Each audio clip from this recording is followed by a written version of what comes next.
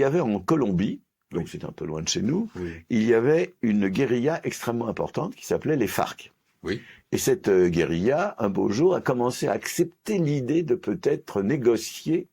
Donc on rentre dans des mécanismes démocratiques, enfin, en tout cas dans un esprit démocratique. Négocier avec le gouvernement colombien qui à l'époque lui-même était disposé à négocier.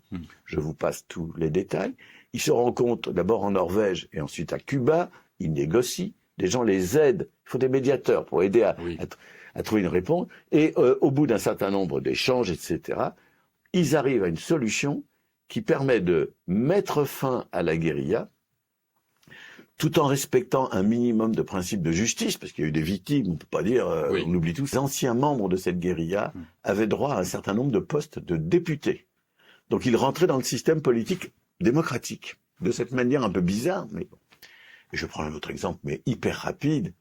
Quand Michel Rocard, il y a déjà 30 ou 40 ans, a voulu régler la question de la Nouvelle-Calédonie, il a fait preuve d'un immense esprit démocratique. Il a réussi à convaincre les deux acteurs violents qui se tapaient dessus de venir à Paris. Il les a installés dans au ministère et il leur a dit « Discutez, trouvez la solution, je vous aide, etc. mais trouvez la solution ».